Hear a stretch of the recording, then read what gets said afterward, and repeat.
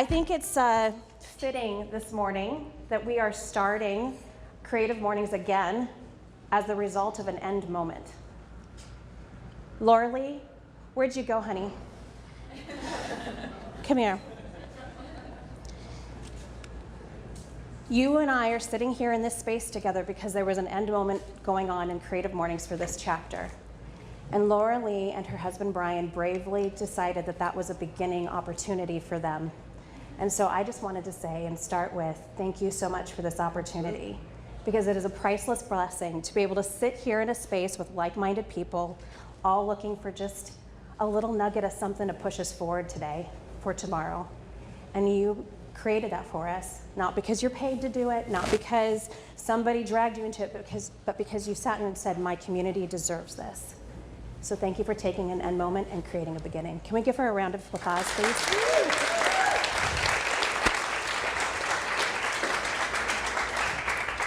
So, Creative Mornings is challenging us to believe that end moments have countless possibilities. Raise your hand if an end moment has brought you an unbelievable possibility. Awesome. Can you tell me about yours? Moving from back east to here was a big change. I had to quit my job and start life all over again, so that was a major change for me. A major end moment and a new beginning moment. Yeah, absolutely. Who else? Oh, now that I'm calling in, you guys, our hands are going down. So this is probably a good time. I will introduce myself in full, but this is a good time to let you know that this isn't about me, this is about you today. And so I'm just here to catalyze conversation with you. I want us all talking because that's what's going to make each of us better today for tomorrow. So you raised your hand, brave one. Tell me about a possibility that came out of an end moment. Well, I lost my job due to a merger acquisition, and gave me the opportunity to look for the chance to travel the world for a year and start my own feelings business. Started your own business? Yeah. Wow.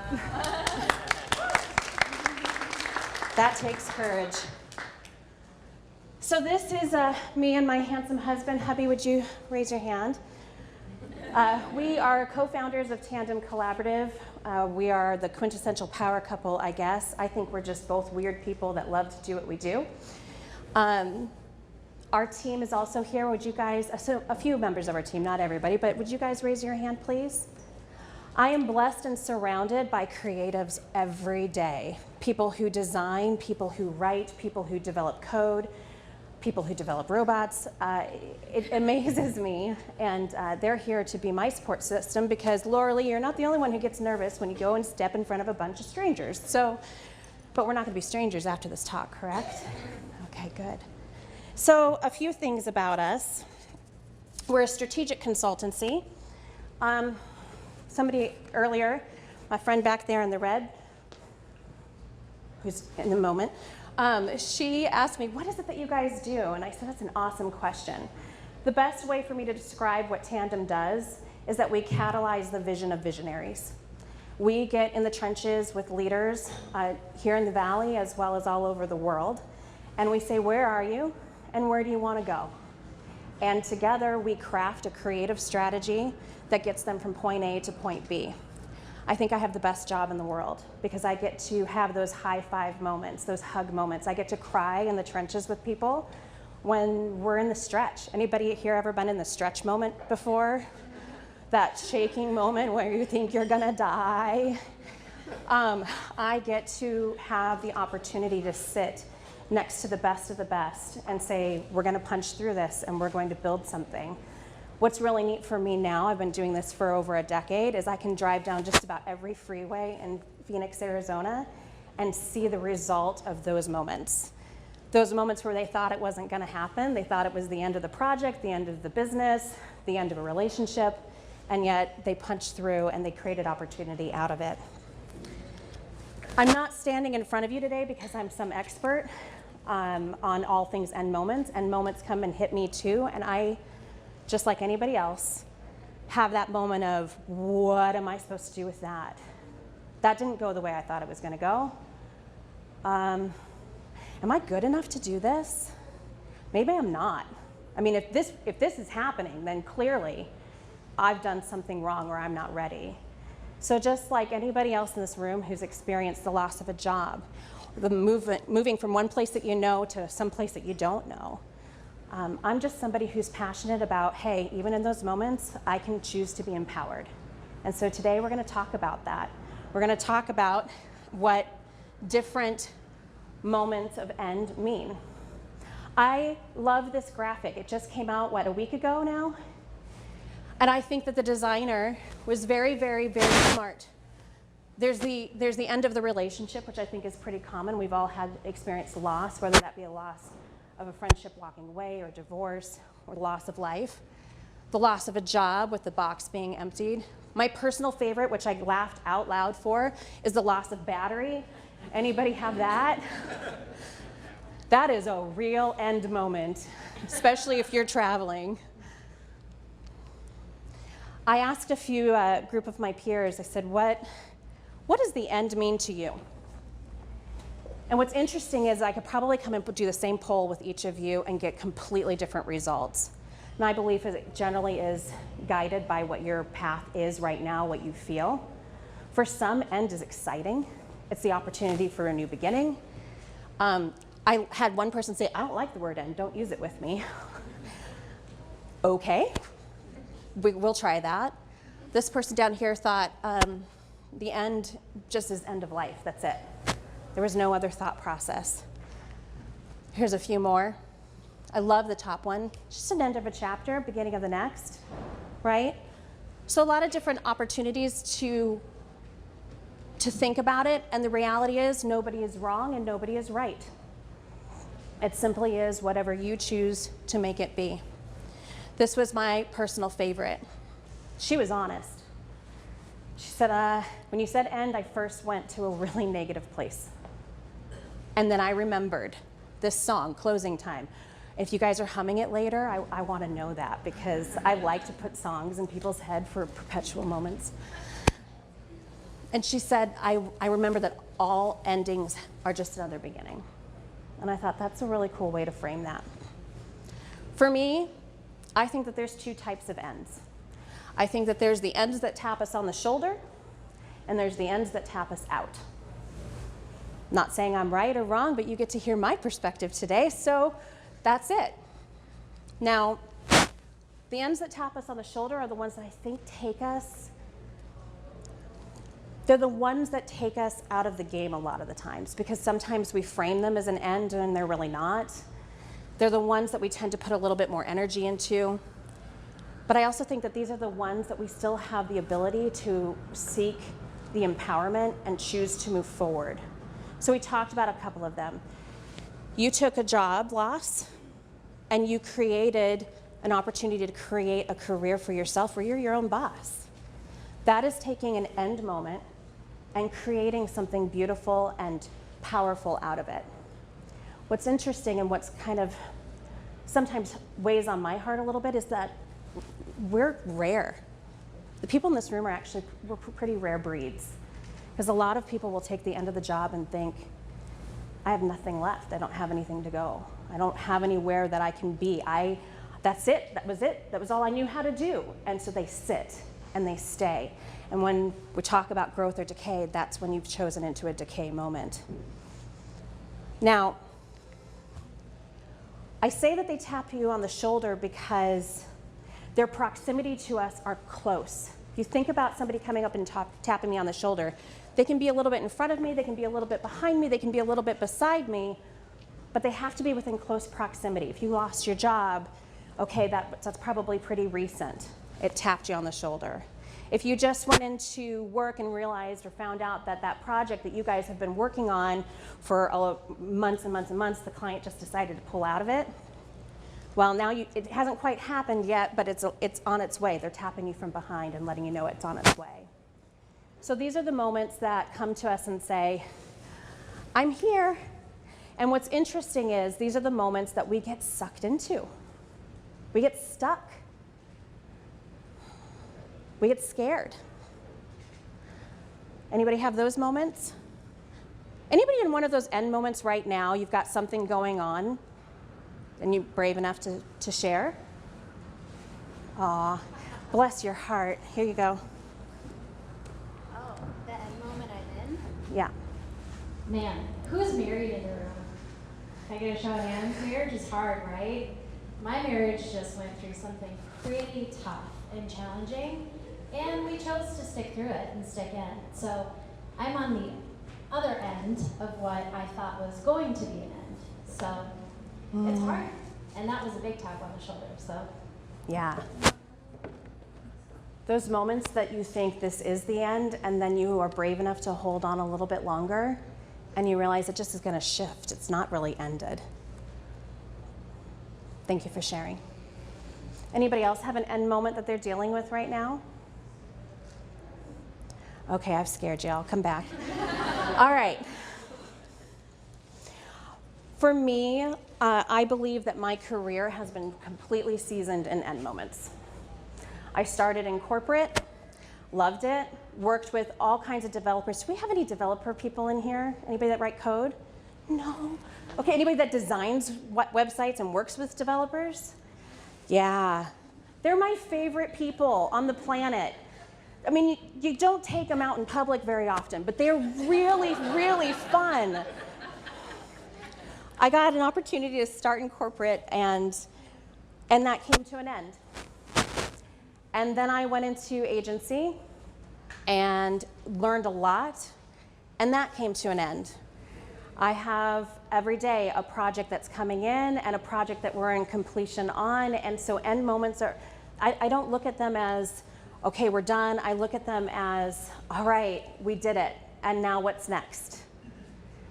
In creative design, if you guys are doing logos or branding or websites or brochures, or if you're designing experiences, ends should be, keyword there, a really big part of your vernacular, because it's about those experiences that they're going to experience at the end of your creation that matter the most.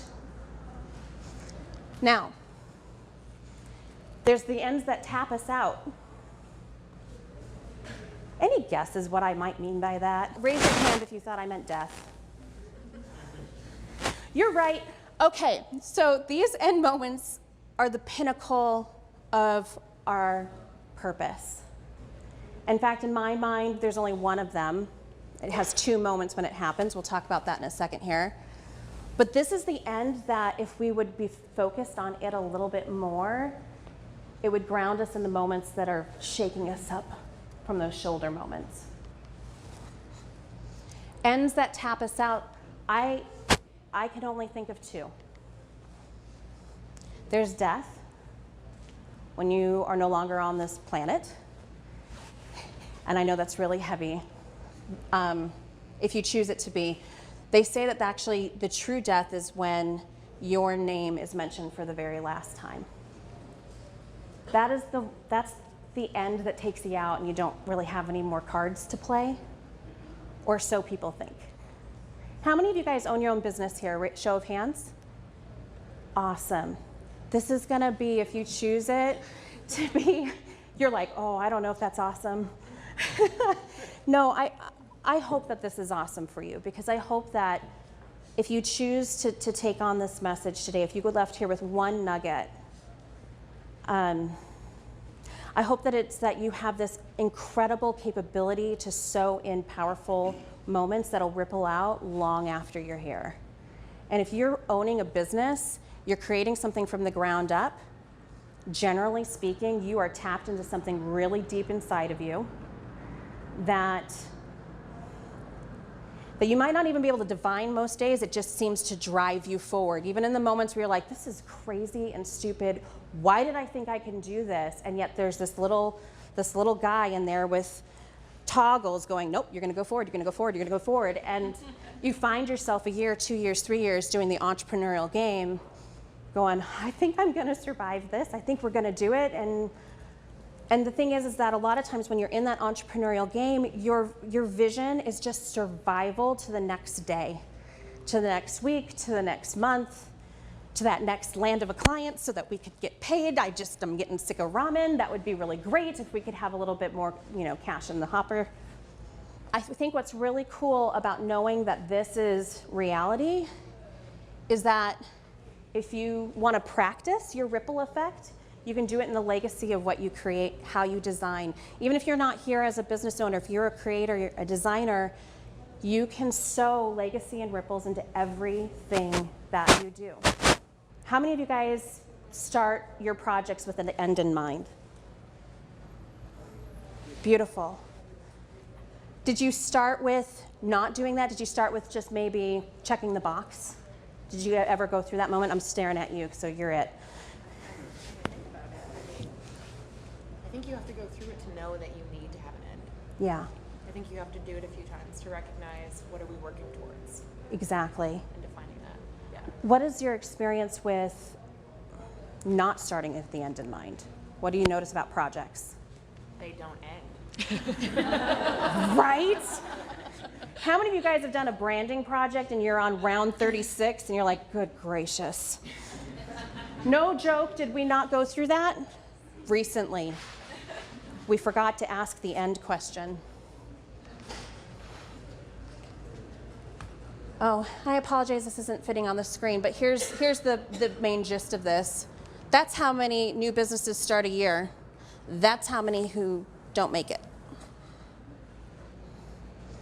This is a bit of a sobering number.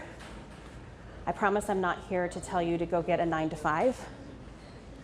What I am here to say is that I believe in my heart of hearts that that number could be changed if entrepreneurs started with the end in mind. I'm very blessed to work with a leadership development organization that poured into me as I was trying to cultivate my own career. And the gentleman who founded that has a 500-year plan. And when I first heard that, I thought he was nuts. Right? You laugh.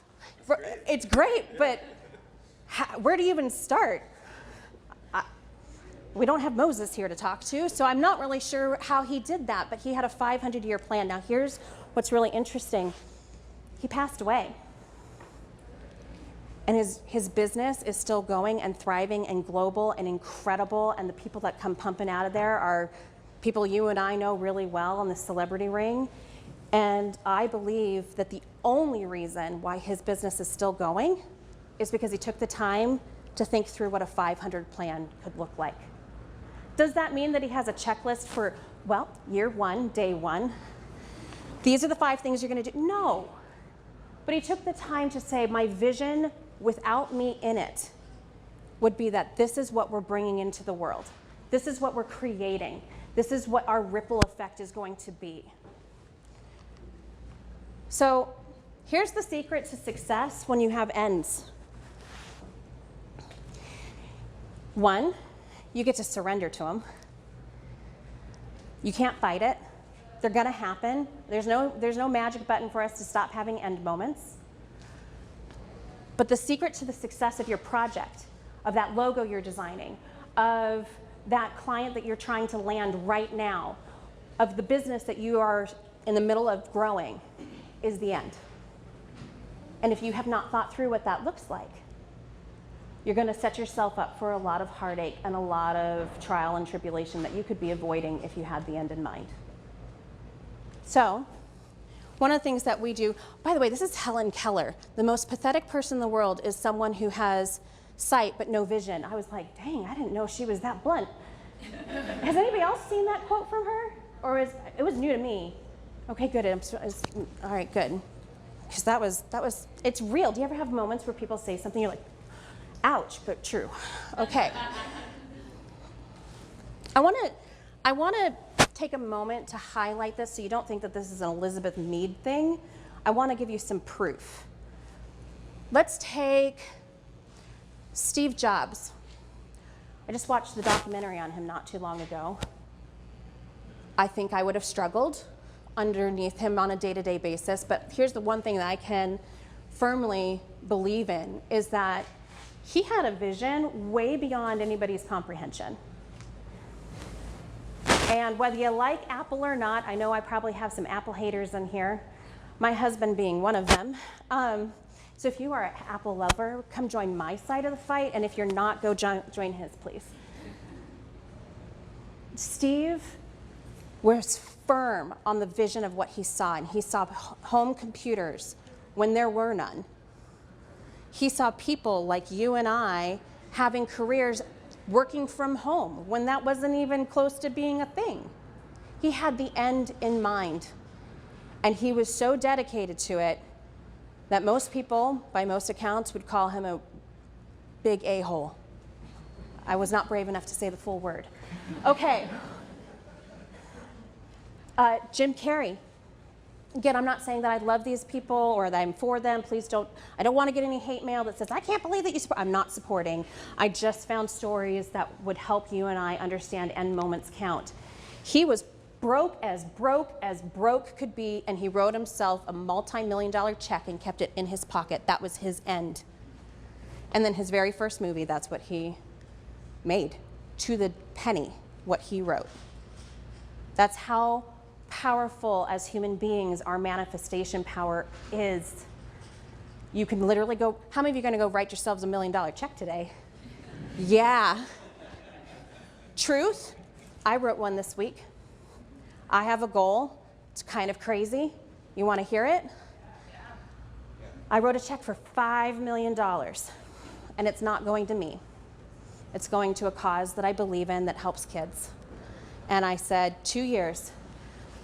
Watch me, 2 years, we're going to create this. And myself and 3 other entrepreneurs around the world said, okay, and we all signed the check. And I'm carrying that around with me because that's my end.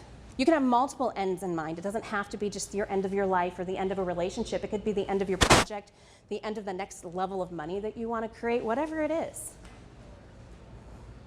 And just to kind of give you another idea, I've already played that game before, and I wrote a check for $173,000 that I didn't have, and we created it in 3 days. That's the power of intention and commitment.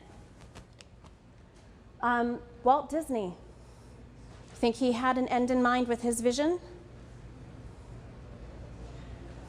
Yes. Thank you.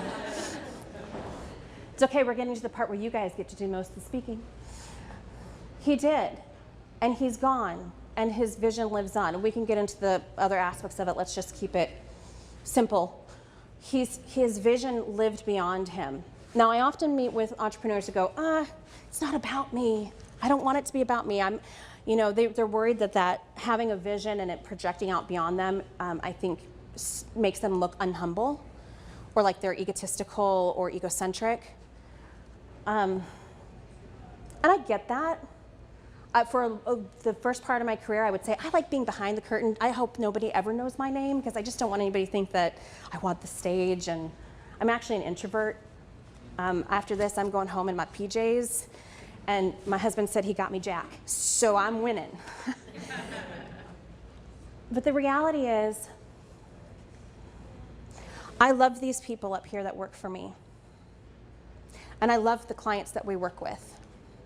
Enough to go, okay, I'm going to put that aside and I'm going to think through what will 10 years down the line look like for me? What will it look like when I choose to end an era and not be the main face and driver of Tandem, and I turn it over to the next generation who wants to potentially do it, which I guess is our son. Grayson came and asked me if he went to the right college if we would consider letting him be a part of the company. Just letting you know since you're in charge of ops. So, Grayson's our son. We have 4 kids, 2, 8, 2, 10. Whew. Send me coffee and chocolate when you think of me, please. My challenge to you today is that if you have never sat down and thought of the end, I would challenge you to take action now. And we're going to do that a little bit right now together. One of the things at Tandem, when you come in as a client, I like to say, oh good, this is going to be fun. So, and I let them do a lot of talking, a lot of answering, a lot of visioning. It's like roll up your sleeves, get in the trenches with us. Are you leaving because you're scared of that? Oh, okay.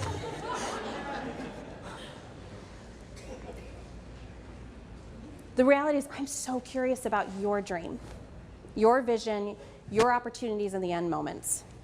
So I'm going to challenge challenge you guys to think through a couple of questions. I'm going to ask one brave soul to come down and take advantage of an opportunity. Somebody who really, really, really wants their whatever to thrive and grow. Is anybody in here looking for answers? He's poking you. You come down. He was like, nudge, that's your cue. Come down. Give him a hand.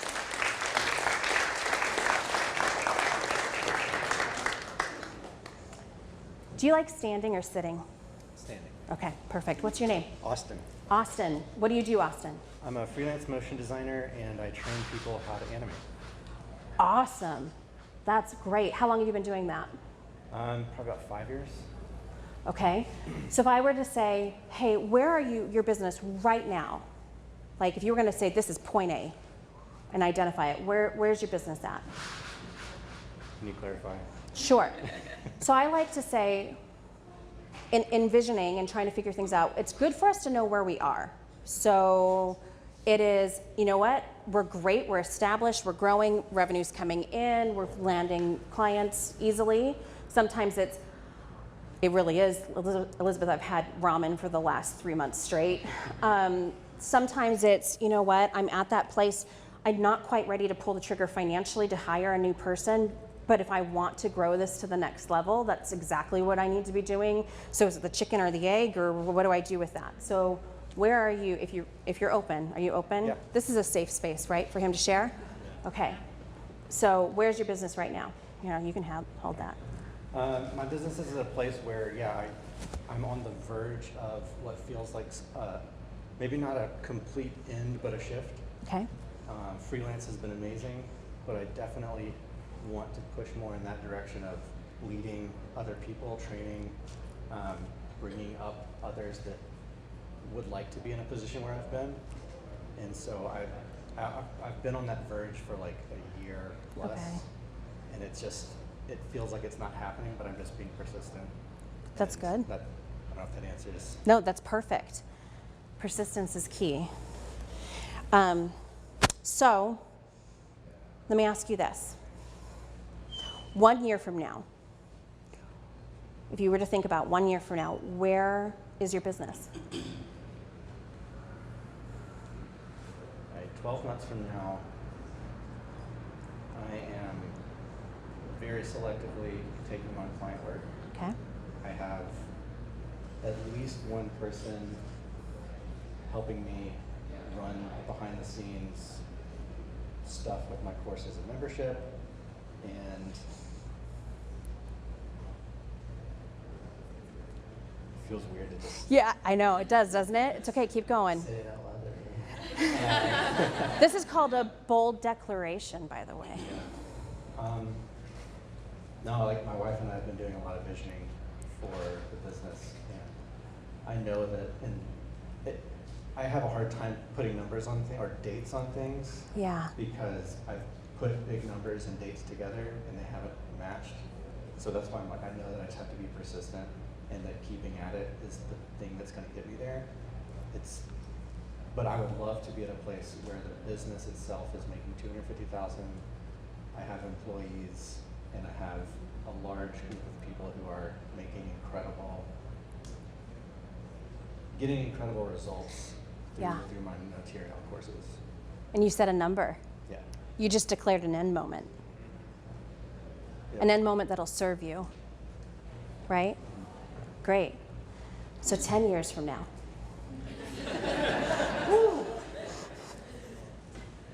10 years. So I know that we have this notion that you have to like earn your place. You know, you feel like you have to go through the ranks or things like that.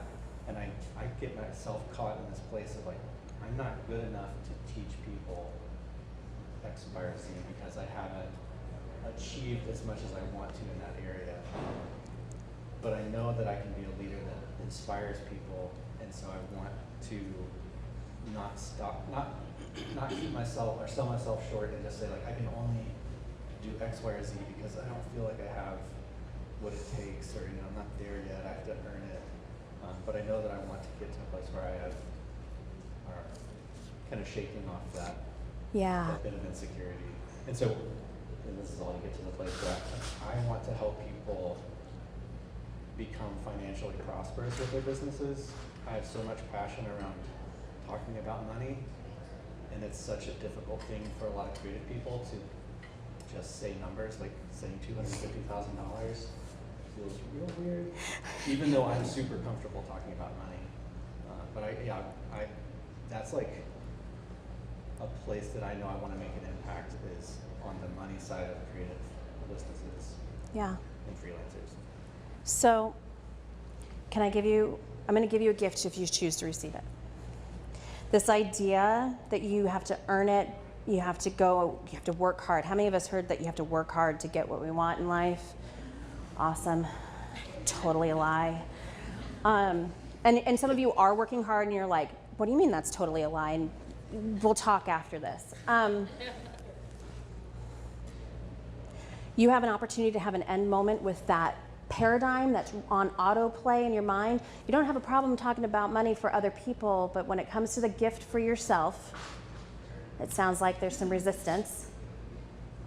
And you have a gift right now that you can say, yeah, today I'm going to end that, and I'm going to step into $250,000 in the next year. Isn't that exciting? Yeah, you can do it, and you are worthy of it. You have the gifts and the passion for a reason, not because you're supposed to be hitting some wall and having somebody tell you, oh, I was looking at your scorecard. Not yet, man, not yet. Because you're the person looking at the scorecard. Yeah. So you have an opportunity. That's another example of an end moment where you can go, I'm ending that thought. And I'm saying, 250,000, watch me. And I'm going to go get it. Yeah. Good job. I accept that. Good. Okay, we're not done.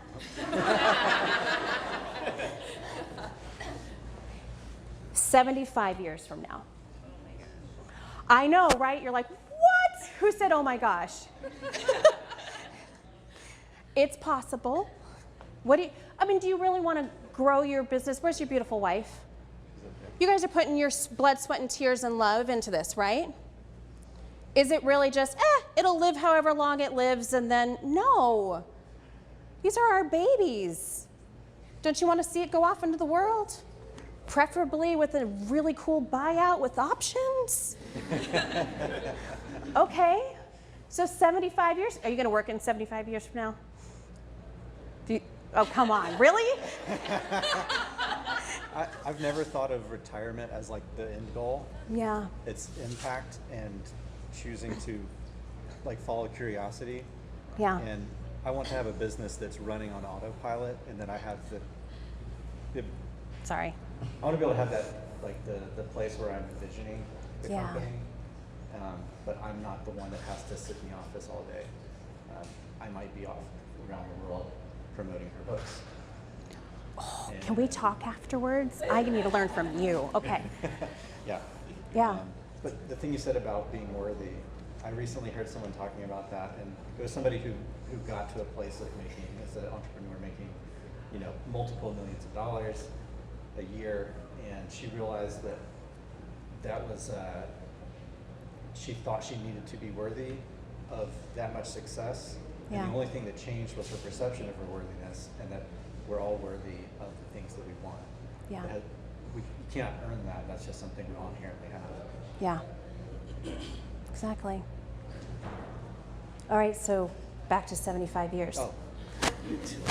Yeah, 75 years. Get out of your head and just let it flow out. Whatever you say, let it be said. All right, 75 years. The company that I'm running, or the companies that I'm running, are just making such a wild impact. They are household names, and that people just recognize that as the thing that took them out of a scarcity mindset, starving artist mindset, and that people feel way more free. And I just get to live a life that is just insanely fulfilling because other people have been raised by the work that we do. Did you guys hear that? Dude, I want to be a part of that. do yourself a favor and get the recording of this. So it's going to be online, right? And listen to that. Yeah. Because that's your end moment. Yeah. And now you have direction. I'm not saying that there won't be plot twists. I wish I could say that there's not plot twists. I'm probably making a really nice head mark up here. Laura Lee, how are we on time? We're good? Awesome. There will be plot twists, but man, isn't it easy to find north when you now know what north is? Yeah. And you said something about scarcity. Scarcity is something that I often am working on in myself.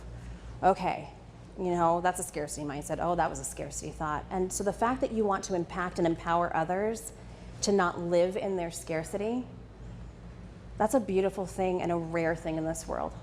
Because most people outside those doors are saying, nah, you gotta work hard and you have to earn it penny by penny by penny, but there's so many success stories that defy that. That's beautiful. Thank you so much for coming up here.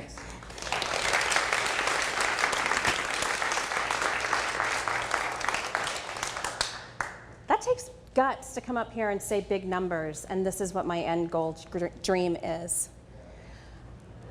You can do the same thing with your art. I like to do it with context. When I sat down for this particular talk and said, okay, what I want the end, obviously, I mean, to be honest, same fears. Who am I to stand up in front of all these incredible people that don't know me and try to pretend that I have it all together? I don't. I'm still learning and growing and figuring things out just like everybody else is. But when I got out of my own way, I thought, even if there's one person in here today that's going through something, I have no idea what you guys are going through, but I would venture to guess that somebody walked in today going, life really sucks, but I know I'm just gonna take one more brave step this morning because I know there's hope. Or at least I really hope there's hope because I got nothing left. I don't know who you are, you don't need to tell me who you are, but my hope is that there's one nugget in here that'll get you guys going back to your desks today or wherever you're working from and starting to think about your end moments, the ones that you can start putting some passion into. For me, the context of today was just to be real and authentic and talk to you.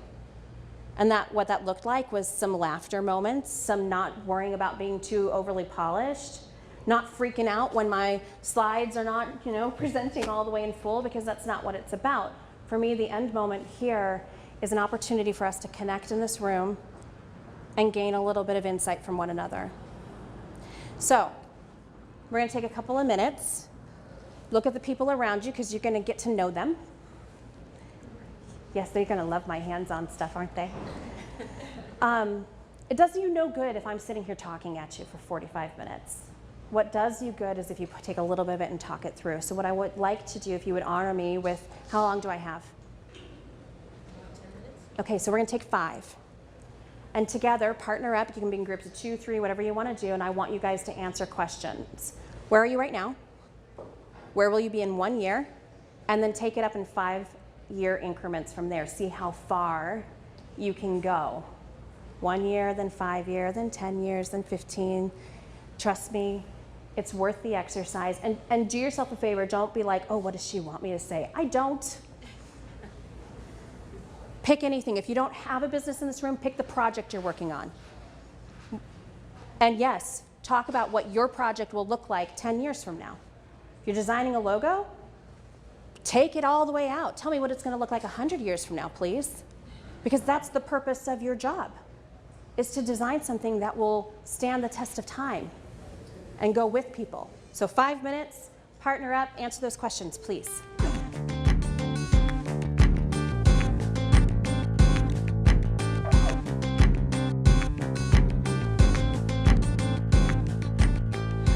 Woo! I was an opera singer. I will bring out the note. No, I don't want to. Wow, you guys like exploded into collaboration. That was awesome. How many of you, guys, show of hands real quick, how many of you guys went into your 1 year and it was pretty easy? Show of hands. Great. 5 years. Keep your hands up if it was still easy. 10, 15, 20, 25? Ooh. Somebody come talk to her because she needs to get those bold proclamations out today. Yes. Just keep going with that. Okay, 30? Maybe not 30. Okay, all right. Well, now you know what your next stretch goal is, right? Here's my challenge to you guys, my invitation to you. Go back home and write out these things. If you could get to 1 but couldn't get to 5, you know where to start. If you have a project and you're like, I don't know, the client is like, anybody seen the video, The Evolution of the Stop Sign? Yes. Oh, thank God. I'm not the We're probably, yeah. So I will put that up on our social page. Because your client's like, well, I think, you know, maybe if you put the line here, no, put it there. No, I want blue. No, could you do it in pink? So if you're in that part of a project and you're going, I can't think of the logo 10 years from now. I can't even think of it 10 minutes. They're going to change it on me again. That's okay. Get back to where you are the expert breathing life into that piece of art and knowing where it's going to be 10 years from now. That's where your starting point is. I want to take the opportunity to go ahead and wrap us out. I hope that you found this to be of value. We have a couple of minutes for question and answer sessions. Does anybody have any burning questions that they want to ask before we wrap up? Oh, I get the mic. You do. Okay. So, what tools do you use or practices if you're in that space of, okay, I can get to a year, and then after that, my catastrophizing, Yeah. restrictions, self-doubt, I can't see past that. What tools do you use to? Perfect. Excellent question. It's really a beingness question. So what you're describing, it was taught to me as probability thinking kicks in. Well, wait, hold on. Math equations, calculus, a little bit of algebra, a little bit of the 8-ball. Okay, no, that's not possible. That's what you're doing. You get to find a way to turn that off and step into possibility. And the best way to do that is to just do what ifs. What ifs tend to not freak your brain out so much. What if it looked this way? You could just be a curious cat. What if it looked like that? What if 5 years from now it's this? What if it's that? And then what you do is you pay attention to your body. You will spark on things that have purpose for you. So anybody ever get feedback and you're like, I don't know, I didn't really feel anything. They said I sucked at life, but I went, okay. And then you have somebody who goes, you know, that skirt is just really not flattering. You're like, wait a second. And there's like this, that rumble doesn't mean that they're right. It just means that there's something inside of you that you get to find and figure out and learn. When you feel the rumble in a positive, like 250,000, I'm gonna ask, did you feel a little bolt of electricity? You kept saying, this is weird, this is weird, this is weird, which is an indicator usually to me that that's electricity. Okay, that number's real in him. Now, if he had said $500, hey, for some people, a $500 gig is a big deal. They're still not, that's their next level, so no shame on that. But 250,000, your body was a little reactive. That tells you you're on a path that you want to be investigative of. That goes with goaling and visioning, and it also goes with feedback. Feedback comes and you feel nothing, awesome. Not for you, probably more their problem than yours. But if they say something and you go, ooh, there was something there, then you know to investigate it. Quiet spaces, binaural beats. What is the one that we use? Brainwave is great. If you're like stuck, do you ever get just stuck in your own head? Yeah. Where you're just swirling and you can feel yourself. If I said, where are you in your body right now? You'd be like, right here. That's, okay, good. You want to stop thinking, stop trying to visioning in those moments. Get back down to ground and center. My husband actually has some great tools if you want to meet with him afterwards too that we've used. They're not ours, they're another organization's that it's incredible. They have a great tool set. We use it to build our business every day. So, any other questions? You guys are easy. So either I really knocked it out of the park here and you've got a lot to noodle on, or you're like, that was so not what I signed up for, but at least the bagels were good. So if you have any questions, I will be here for a little bit. My team will be here as well. We're happy to answer anything. Otherwise, I would suggest you guys keep talking about these visions, these end moments that you can catapult you to the next growth period. All right, thank you for your time.